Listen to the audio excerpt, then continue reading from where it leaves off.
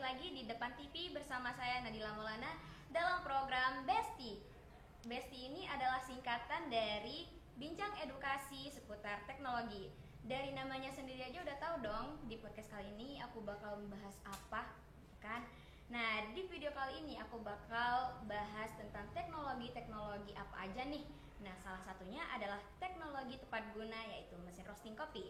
Dan kali ini aku nggak sendiri loh. Aku juga ditemani oleh pakar teknologi sekaligus pembuat mesin roasting kopi. Yuk, langsung aja kita simak sama-sama. Halo Pak. Halo. Selamat sore. Sore. Gimana kabarnya Pak hari ini? Kabarnya alhamdulillah semangat, segar dan sehat. Alhamdulillah. Nah Pak, boleh dong disapa besti-besti yang ada di rumah yang lagi nonton nih, sembari memperkenalkan diri. Oke, selamat sore untuk sahabat Besti ya. Iya. Sahabat Besti yang di rumah, perkenalkan nama saya Idham ST.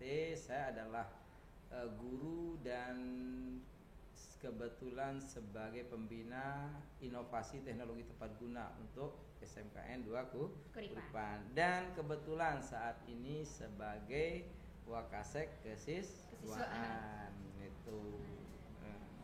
Nah Pak, sebelum kita lanjut ke mesin roasting kopinya nih, boleh dong ceritain latar belakang berdirinya ekstrakurikuler teknologi tepat guna yang ada di SMK Negeri 2 Kuripan ini.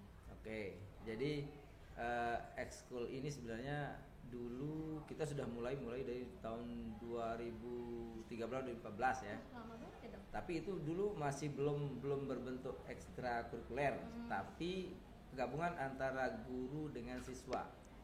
Jadi guru dengan siswa, tapi yang maju gurunya dulu. Nah, 2018 itu kita memulai, saya sendiri dulu memberikan masukan ke kepala sekolah waktu itu untuk membuatnya menjadi ekstrakurikuler, ekskul ya. 2018. Dari sanalah mulai kita dulu membentuk terdapatlah dia jadi ekskul, memang siswa di situ. Nah, yang tadinya cuma guru-guru aja. Ya, yang tadinya guru yang banyak maju ketika lomba, setelah itu, nah di situ siswa. Oh, nah Pak, dulu kan cuma guru-guru aja nih.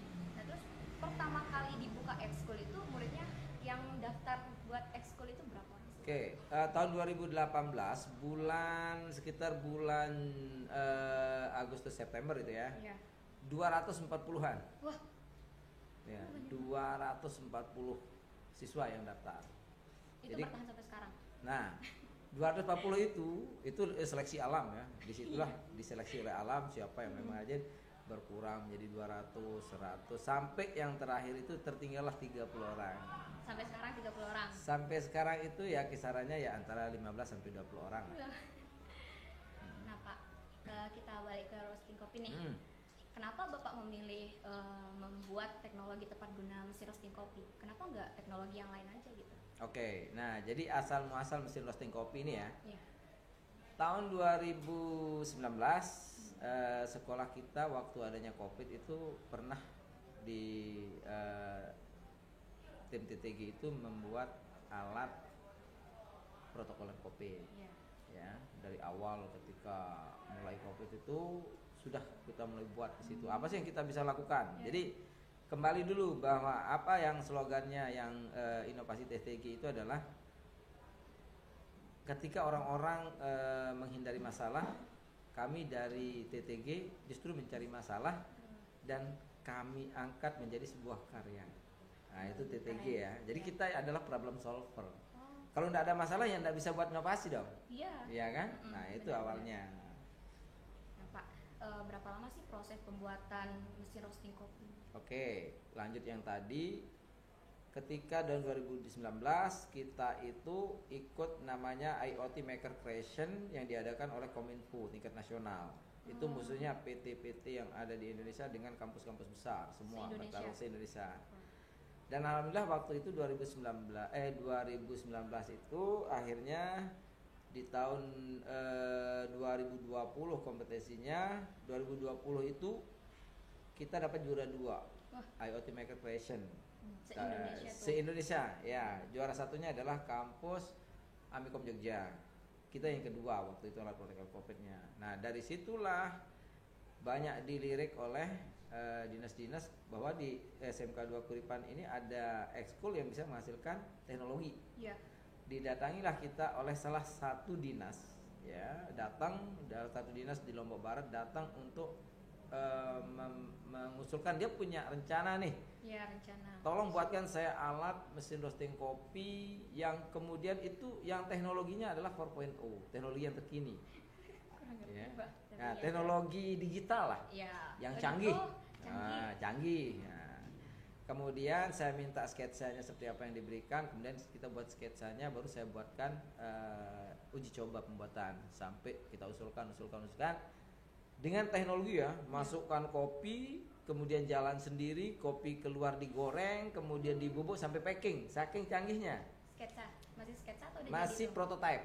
Prototype itu di bentuk kecil. Nah, karena sistemnya canggih dari dinas yang di Lombok Barat itu, kemudian langsung berpikir bahwa ini harus kita buat dalam bentuk real. Ya. Diperkenalkanlah saya dengan salah satu ketua komunitas kopi NTB. Ya, wow. Itu ada ketua asosiasi kopi NTB yang bekerja sama dengan dia mendesain sebuah mesin kopi, karena waktu itu memang NTB belum punya mesin roasting yang standar industri ya. Banyak semen yang lain tapi belum. Setelah diulik di sana, akhirnya di sanalah baru kita buat, setelah desainnya itu ada, saya siapkan alat dan bahannya, barulah di sana kita libatkan yang IKM mesin. Apa itu? IKM mesin itu artinya bengkel-bengkel mesin. Kita lakukan di situ ada melakukan pelatihan, pendampingan. Ada 11 IKM mesin kita dampingi untuk membuat desain seperti yang saya buat dengan yang orang kopi ini. Berarti yang desain itu Bapak sendiri? Ya, berdua. Sama yang dari kopi. Jadi yang orang yang dari asosiasi kopi itu kan tahu dia adalah user, pengguna. Ya. Saya Pak Idham maunya ini loh.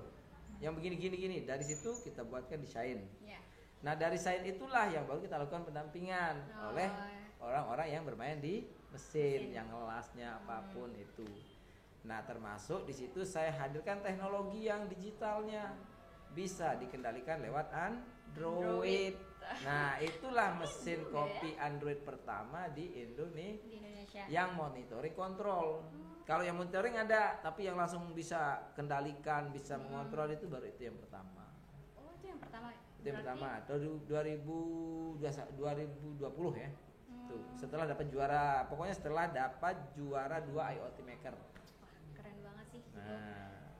Nah, kira-kira yang bekerja membuat itu tuh berapa banyak orang sih? Kalau untuk setelah pelatihannya itu dibawa dulu ke salah satu IKM, belum jadi, sampai akhirnya dibawalah itu ke sekolah. Itu kita pakai sekalian untuk pembelajaran teman-temannya di sini, itu sekitar 10 bulan. 10 bulan dilakukan pengembangan lagi, tetap dipantau oleh yang dari teman-teman kopi yang sebagai roasternya. Ya. Jadi roaster ini adalah orang yang bisa menggoreng tapi tidak bisa buat mesin. Kalau barista orang yang menyeduh tapi tidak bisa buat kopi. Dia tidak bisa goreng. Nah, kalau yang engineer-nya bisa buat mesin. Nah, kalau saya bisa buat mesinnya, bisa roastingnya, bisa baristanya, karena sudah dua sertifikat barista ya. Gitu. Jadi langsung situ. Pak, kendala dari pembuatan mesin roasting kopi ini pasti ada dong ya? Banyak sekali. Kalau boleh tahu nih Pak, biayanya berapa? Tuh. Kendala apa biaya dulu? Biaya dulu deh. Kalau biaya jadi gini, mesin roasting yang kita buat ini karena pertama dia standar industri, ya, standar industri. Standar industri itu artinya dia harus hygiene, sehat. Bahannya harus food grade, bahan yang memang sudah distandarkan bahwa untuk makanan. Ada namanya stainless steel SS304, dia khusus untuk makanan. Nah, ini yang mahal, ini bahan-bahannya itu. Nah, kalau kita bicara tentang berapa sih biayanya, biaya itu diakumulasi dari harga bahan dengan waktu nanti. Iya, semakin rigid. modern, semakin mahal atau Ya, bukan semakin bukan modernnya, tapi daya gunanya dan rigidnya, tingkat kesulitannya. Itu yang kita ambil patokan. Kalau yang untuk yang kita buat kemarin itu kisaran di atas 10 juta. 10 juta ke atas. Ya, itu yang mulai dari 500 gram per 14 menit. 12 sampai 14 menit sudah matang. Oh, ada waktunya. Ada waktu. Jadi mesin roasting itu, kopi itu punya standar, tidak boleh nge-roasting melebihi dari 19 menit. Udah rusak kopinya, udah enggak sehat. Biji yang digunakan itu gimana Pak? Beda-beda atau sama? Oke, kalau biji kopi berdasarkan ketinggian tempat ya. Jadi kopi itu dibagi dua, dataran tinggi dengan dataran rendah. Nah, kalau yang dataran rendah itu kan 700 mdpl ke bawah, itu namanya robusta. Kalau di atasnya itu kan arabica, pegunungan. Kita punya satu di sini Rinjani. Itu rasanya beda-beda. Nah, dari keduanya ini karakternya beda. Nah, kalau sudah masuk ke roasting, jangankan dataran tinggi rendah, sawah yang satu, kebun yang satu dengan kebun yang lain akan berbeda. Iya. Tergantung unsur hara tanah Ya, lagi lagi di ke situ. tanah. Nah, apa sih fungsinya mesin roasting ini misalkan gitu kan? Mesin roasting ini menggoreng dia, menyangrai. Nah, di situ bisa kita atur seberapa aroma yang kita inginkan, tingkat untuk kafeinnya berapa, kecenderungan manis, sedang pahitnya. Ada namanya light roast, ada medium roast, ada dark roast yang hitam pekat. Oh, berarti itu tergantung waktunya disangrai itu ya Pak ya? Ya, jadi banyak variabel yang harus diperhatikan untuk merosting kopi. Mulai dari biji kopinya suhunya berapa dulu kita ukur. Oh, kopi itu diukur? Ya, bin itu artinya biji kopi mentah ya. Jadi bin ini, green bean, nah itu kita cek dulu suhunya. Apakah dia kadar airnya 11 atau 12. Nah, baru kita tentukan suhu mesin roasting itu berapa yang akan kita pakai. Baru masukkan di situ. Baru kita lakukan proses roasting. Disitulah kita akan melakukan proses profiling. Saya mau rasa apa sih? Gitu. Oh, jadi bisa dirasa-rasa gitu ya? Ya, perubahan rasanya di situ Rasa apa nanti. gitu? Nah, mau yang kecenderungan harum sekali atau pertengahan ataukah pahit? Itu tergantung tingkat panasnya atau gimana Pak? Waktu panas, kemudian di situ ada juga ada airflow ya untuk penyedotan udara di dalamnya. Kemudian suhu luar ruangan juga berpengaruh. Banyak variabel di situ ya. Nah, Besti, pasti kalian pada bingung kan gimana bentuk dari mesin roasting kopi itu sendiri. Nah, jadi aku udah siap nih cuplikan dari mesin roasting kopi. Kalian mau tahu? Ini dia videonya.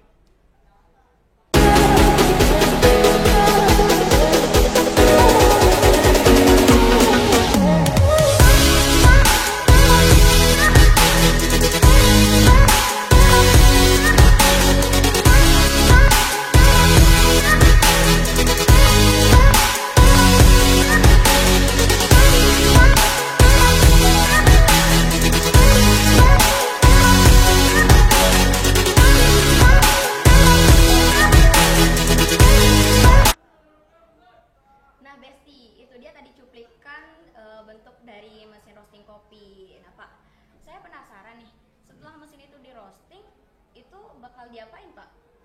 Setelah mesin kopi di roasting, setelah kopinya ya. Iya. Oke, setelah kopinya di roasting, disangrai, itu ada namanya proses resting time. Diistirahatkan selama 1 kali 24 jam sampai 3 kali 24 jam. Lama banget. Kok bisa gitu Pak? Untuk memisahkan antara karbon hasil pembakaran dengan aroma asli kopi. Iya, soalnya yang saya tahu itu kan kayak orang cuma apa itu didiamin itu cuma kayak 30 menit gitu sampai hangat kuku gitu kan, baru di blender gitu kan. Ya, jadi yang sehat hasil penelitian itu standarnya adalah paling cepat 24 jam. Sebenarnya standarnya adalah 2 kali 24, tapi rata-rata kalau saya menggunakan itu udah 3 kali 24 supaya benar-benar hilang ini karbonnya, karena itulah yang akan membuat kita di perut kita kan gas, asam lambung gitu kan kadang gara-gara kopi gitu. Biasanya Bapak kalau misalkan mau bikin kopi nih, Bapak ngeroastingnya itu dalam jumlah gimana Pak? Banyak atau sedang-sedang atau sedikit? Oke, jadi di mesin roasting itu sudah punya kapasitas sendiri kan. Misalkan mesin roasting yang kita punya kemarin yang memang karakternya lumbung lombok itu kan maksimal dia 2 kilo. Oh ya, Ya, 2 kilo. jadi minimal 500 gram. 500 gram sampai 2 kilo. Itu sama, mau 500 gram mau 2 kilo sama waktunya 12 sampai 14 menit. Ya. Jadi waktunya sama di situ. Nah, kemudian kalau rata-rata biasanya antara 1 kilo sampai 2 kilo. Nah Pak, kan saya pernah lihat tuh kopi yang hitam banget. Nah itu kira-kira di sangrenya itu berapa lama Pak? Di roastingnya itu berapa lama? Oke, kalau waktu roasting itu tetap antara 12 sampai dengan 19 maksimal. Oh. Ada namanya fast roast. Fast roast itu artinya ngerosting cepat, itu 12 sampai 14. Tapi kalau slow roast itu mulai sampai dengan 19. Nggak boleh lebih dari 19. Nggak boleh lebih tuh? Nggak boleh. Kalau misalkan lebih? Kalau misalkan lebih, makanya unsur dari kopi itu sudah mulai rusak. Dianggap sudah tidak layak untuk konsumsi ya. Jadi karena terlalu lama biji kopi itu dipanaskan. Apa sih yang membuat Bapak bangkit gitu? Kan pasti ada fase-fase sulitnya gitu kan Yeah. membuat mesin roasting kopi ini. Apa yang memotivasi Bapak untuk tetap optimis gitu membuat mesin roasting kopi ini? Oke, kenapa menjadi optimis? Karena pertama kita melihat bahwa ingat inovasi teknologi tepat guna ini kita membuat alat-alat yang memang sudah jelas arahnya. Yeah. Kita akan mengarahkan itu ke pasar kan. Dan karena ini adalah mesin pertama yang memang ada di NTB, artinya peluangnya saingannya kan masih kecil. Ya, ya. Jadi itu membuat kita semangat. Jadi saya bisa membaca nih pasarnya ada, jadi peluang bisnisnya ada. Kemudian ilmu ini untuk teman-temannya yang ada di ekskul TTG ini adalah ilmu yang sangat besar. Dan itu bahkan kita bisa masukkan ke dalam pembelajaran PKK praktek gitu. Oh iya ya, yang kayak desain-desain gitu juga kan. Ya, jadi dari desain sampai ke mesin di hat-hatnya. Nah Pak, kalau boleh tahu, mohon maaf bentar ya Pak. Ini kopinya ini dia berbeda-beda apa gimana Pak? Ini. Oke. Kopinya ini. Nah, yang ini tuh apa? Kalau yang ini namanya roast bean. Roast bean itu artinya kopi yang sudah disangrai atau di roasting, Ya. tapi belum di powder atau belum dibubuk. Iya. Jadi orang-orang kalau beli, misalkan dia minta, saya maunya yang roast bean, berarti belum dibubuk. Saya mau yang powder, berarti sudah dibubuk atau di grinder ya. Tapi kan kadang orang kan belum tahu Pak, itu kopi apa gitu kan. Jadi orang kayak apa jak beda gitu kan, kadang orang kan mikir kayak gitu. Apakah ada beda dari ini apa kopi yang disangrai menggunakan mesin sama kopi yang disangrai dengan tradisional gitu? Sangat beda. Kalau yang tradisional pasti gosong. Oh iya. Dan tidak terukur kan? Iya. Kalau mesin roasting itu kan ada suhunya berapa, Iya. putaran untuk drumnya berapa dan Iya. sebagainya. Jadi terukur. Dan standar yang dipakai adalah standar dunia. Yang dipakai adalah standar dunia. Jadi ada grafik roastnya ya. Nah kalau yang ini orang itu minta, misalkan mau beli ini yang roast bean ya, berarti orang itu sudah paham. Ya, Dia punya grinder sendiri. pecinta kopi. Ya. Sementara untuk di dalam barista ya, penyeduhan kopi, halus, kasar atau sedangnya bubuk kopi itu bisa mempengaruhi rasa. Oh gitu. Kalau dia bubuknya halus sekali, berarti rasanya akan semakin kuat rasa kopinya. Kalau lebih kasar, dia akan lebih soft. Sampai kasar sekali akan soft. Dan ada beberapa teknik penyeduhan juga nanti di situ, manual brewer atau menggunakan mesin. Nah Pak, ini kan kopinya itu kan beda-beda warna gitu ya Pak ya. Ini aromanya juga ada yang beda atau gimana Pak? Kalau dari 3 level roast tadi, level roasting sangrainya, jika warnanya masih muda, itu maka aromanya sangat kuat, sangat harum. Ya, itu biasanya suhunya boleh diangkat mulai first crack itu 195 derajat. Itu boleh. Itu Eropa. Eropa itu lebih senang dengan kafein tinggi dengan aroma yang sangat harum. Sedikit aja dikasih gula. Makanya kalau orang-orang yang kopi brewer itu jarang pakai gula. Apa itu brewer? Penikmat kopi ya. Oh. Jadi dia itu adalah lebih senang aroma cita rasa kopinya yang harum, sudah didapatkan manis di situ. Nah, kalau sudah masuk ke level 205 ke atas sudah medium, itu beda lagi. lebih soft lagi, warnanya lebih semakin kecoklatan. Naik lagi ke 220 itu sudah mulai hitam, KPI-nya semakin rendah, pahitnya semakin terasa. Gitu. Dari beberapa kopi nih Pak, Bapak suka yang mana nih?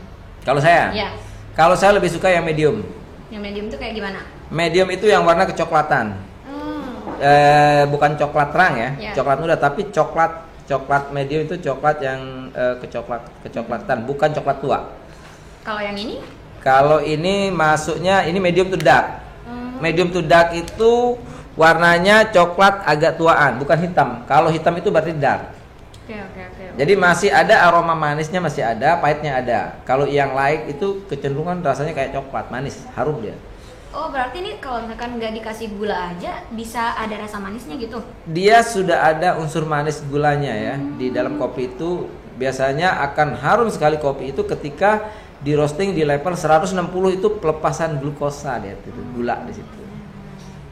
Kalau misalkan kopi yang disangrai menggunakan manual itu apakah dia sama gitu? Kayak ada manis-manisnya juga gitu? Kalau dia mencapai suhu itu keluar pasti aroma. Pasti keluar aroma. Jika di suhu itu ada bau-bau harumnya itu berarti dia sedang dalam proses pelepasan gula ya. Oh iya, saya juga sering nemuin kayak gitu tuh. Nah Pak, berarti Bapak lebih suka yang apa tuh tadi? Medium. Coba saya cium ya Pak. Ih, harum banget. Ih, tapi ini kayak nggak kayak bau kopi pada yang biasanya gitu loh. Kalau yang kayak pertama kali saya cium gitu. Dia ada, kalau unsur kopi yang disangrai, yang di roasting dengan benar ya, itu ada aroma bunga, ada aroma gulanya, bisa ada aroma buah. Contoh kita punya di Lombok ini ada yang khas nangka aromanya. Oh, ada kayak gitu. Ada, itu robusta yang wilayah KLU. Itu dia satu tempat, itu memang aromanya nangka di unsur haranya di situ. Biasanya harga segini tuh berapa Pak? Oke, tergantung ya. Jadi gini, kalau dia kopi premium, nah kopi itu dibagi menjadi ada yang memang kopi klasik. Kopi klasik itu jadi petaninya itu ngambil aja. Ngambil. Ya kalau panen itu mau muda mau tua dipetik, itu namanya kopi asalan. Jadi kopi asalan ini adalah asal petik aja, mau tua mau ceri merah mau ceri hijau petik aja. Biasanya dia kan nanti upahnya per kilo nanti untuk yang tukang petiknya ya. Nah itu biasanya dijual dari harga 25 di bawah 30 lah. Nah kalau yang premium diambil hanya biji merahnya saja, dipetiklah ceri merah ini premium. Jadi rasanya beda, yang tua-tua saja dengan campuran tadi. Berarti ini dipisah ya kalau yang nah kalau yang klasik yang kopi asalan ini biasanya kalau sudah di roasting itu levelnya ya paling per 100 gram ini 10.000 ke bawah ya. 10.000 ke bawah. Ya, ke bawah 100 gram. Kalau yang premium itu bisa 2 kali lipatnya. Oh, mahal juga ya. Ya, karena memang petaninya itu juga dibayarnya lebih mahal supaya milih gitu kan. Biar ada kerjaan juga. Ya, gitu. jadi dia nanti milih yang merah-merah aja. Jadi ceri merah itu kecenderungan warnanya akan sama, aromanya akan sama. Jadi orang-orang penikmat kopi itu dia begitu cium aromanya tahu bahwa ini kopinya kelas berapa, di roasting dengan level apa, ini daerahnya di mana, berapa ketinggian itu kalau orang-orang kopi itu tahu dia. Oh, berarti detail banget ya gitu kalau mau buat kopi-kopi yang kayak gini. Of taste ya. Jadi memang aroma dengan cita rasa itu memang mereka sudah latih gitu. Biasanya Pak kalau misalkan menjual kayak gini tuh berapa sih penjualannya gitu? Penjualannya ya. Per apanya dulu?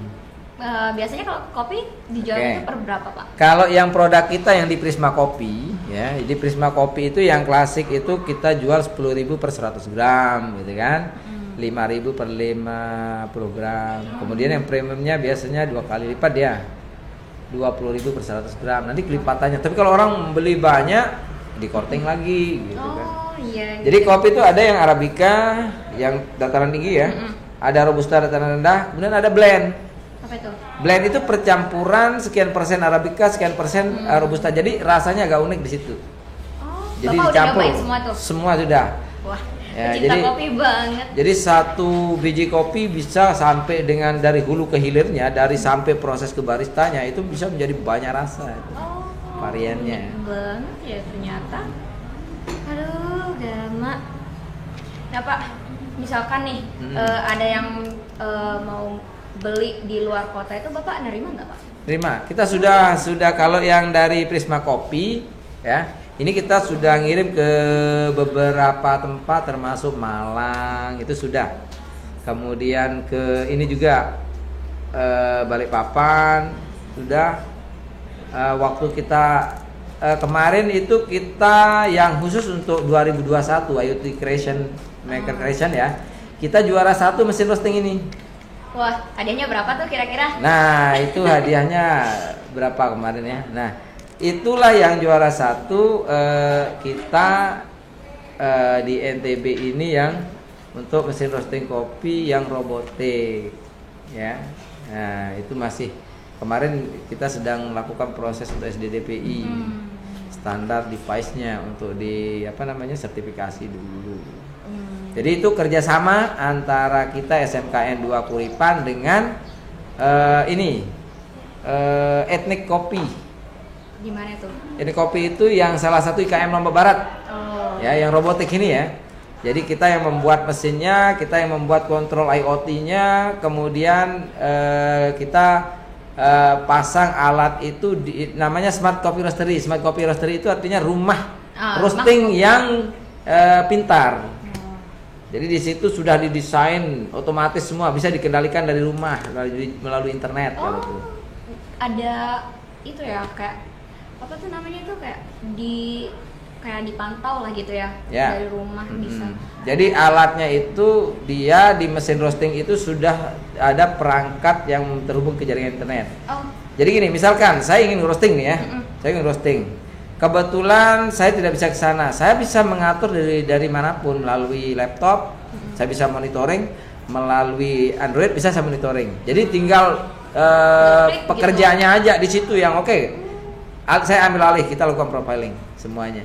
Jadi dia tinggalan aja proses naruh sama selesainya aja nanti.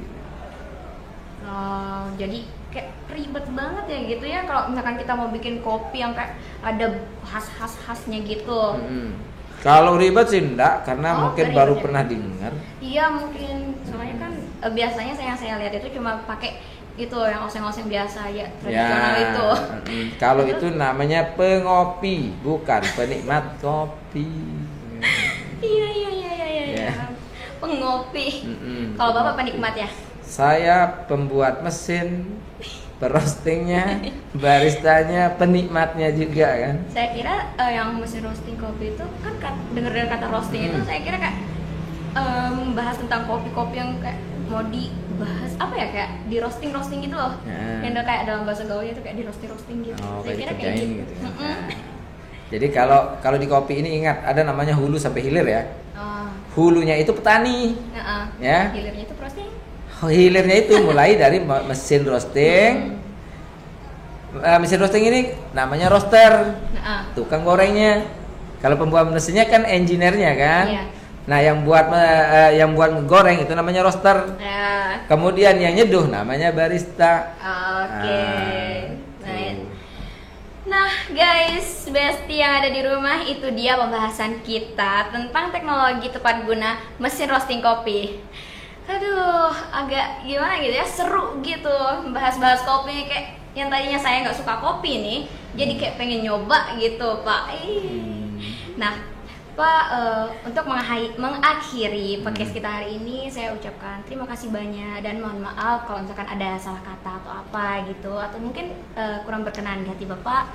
Nah guys, untuk lanjut untuk besoknya, kalian jangan kemana-mana ya, tetap pantau channel Depan TV. Dan jangan lupa pencet tombol like, comment, share, and subscribe ke channel ini karena subscribe itu gratis. Dan see you next podcast. Assalamualaikum warahmatullahi wabarakatuh. Terima kasih Bapak. Sudah. Ini fake apa real? Kita sekarang boleh tak ada, sebenarnya kan orang kuno kan, tapi tidak, tetap kita lakukan boleh tak ada.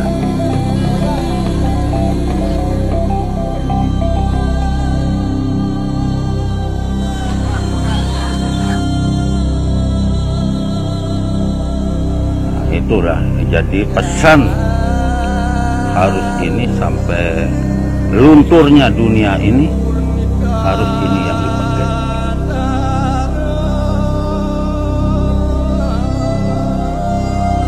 Ini mungkin merupakan salah satu contoh real dari sebuah kesatuan.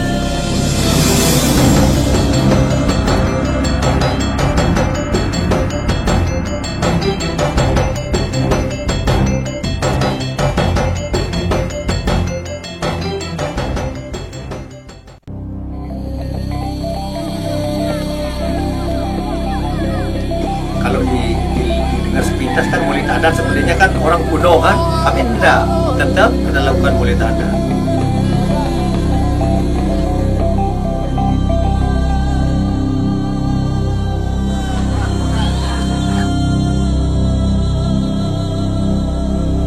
Itulah jadi pesan harus ini sampai lunturnya dunia ini, harus ini